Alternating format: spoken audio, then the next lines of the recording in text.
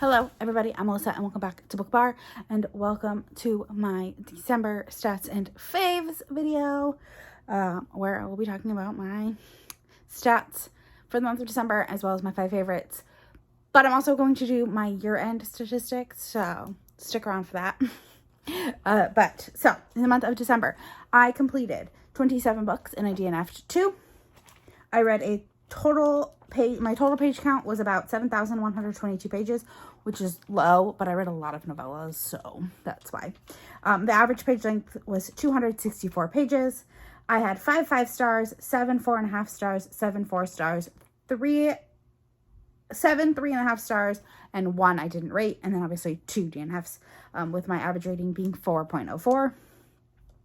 I read 14 new releases, 9 backlist titles, and 4 that were released last year, so in 2022 now. And then I read 1 physical book, 11 ebooks, 15 audio, and none were mixed. And actually that's wrong. I read 2 physical books. I don't know why but I read 2 physical books. I read 1 arc. I had 3 rereads, 2 books made me cry, and 14 new to me authors.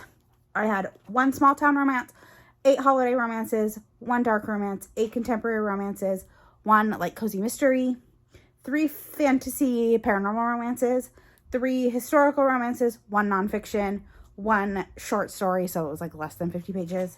And then my top 5 were, which I'm going through this because I am going to talk about my stats at the end. So instead of doing my top 5, because you will have already seen my top 23 of 2023, so the top 5 is kind of redundant. But the first book coming in at number 5 was Big Nick Energy by Morgan Elizabeth. So like I said, I didn't have as many 5 stars.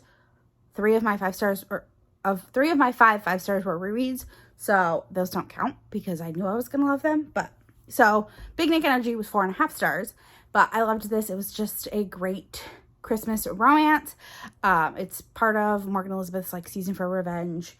And this follows, why can't I think of her name? Let me go back and look. I know his name is Nick. And I think her name's Shannon? Where is it?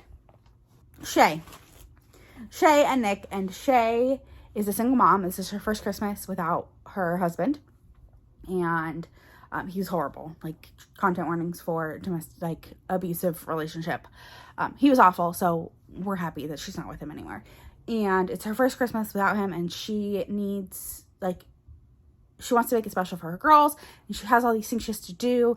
And Nick mentions at Thanksgiving dinner, because she was invited by his son, because she had gone on a date with his son, and like they became really good friends because his son knew like Nick would fall in love with her.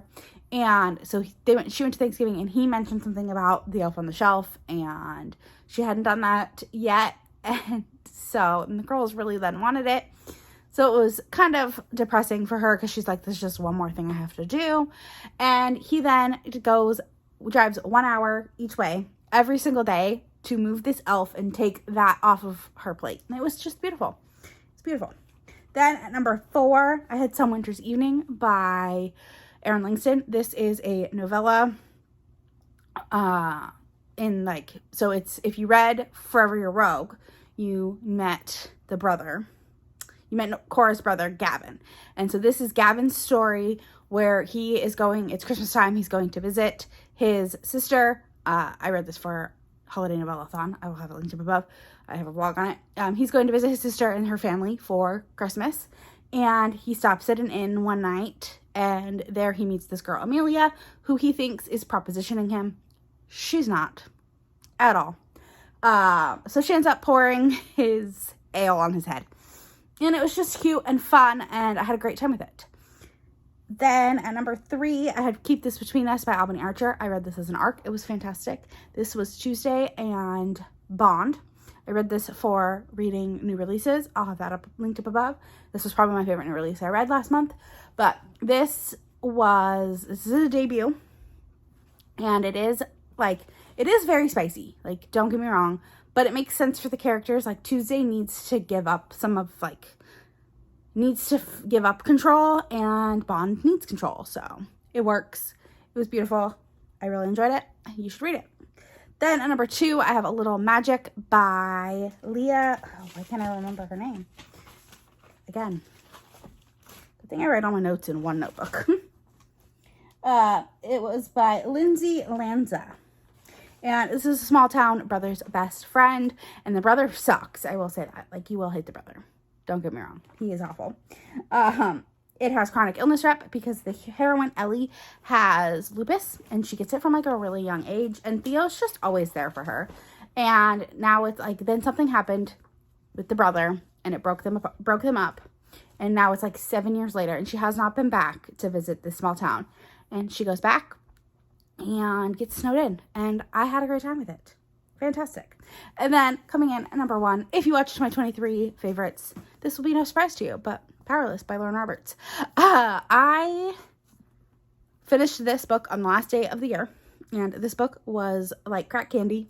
I don't know what was in between these pages, but it was just a good time. It was predictable. It wasn't all that original, but I had a great time with it.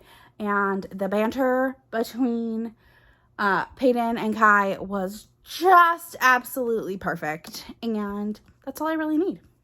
So yeah, those are my 5 favorites. Now we're going to get into my 2023 stats. I have changed the way I track my books next year, so I should have more stats than I have now.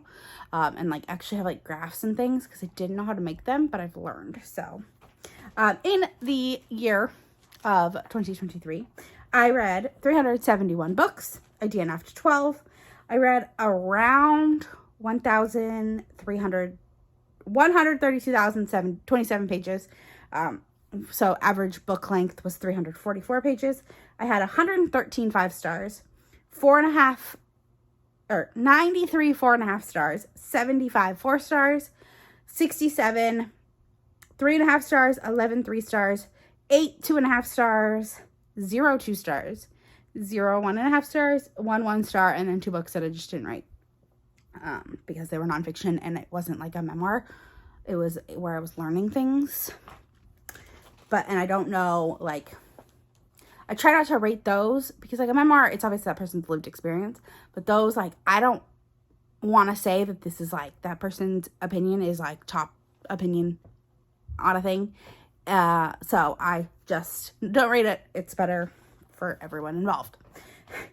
I read 35 physical books, 103 ebooks, 202 audiobooks, and 33 were a mixture of audio and physical or audio and ebook or something. I read 129 new releases, 156 backlist titles, and 88 books that were published in the year 2022.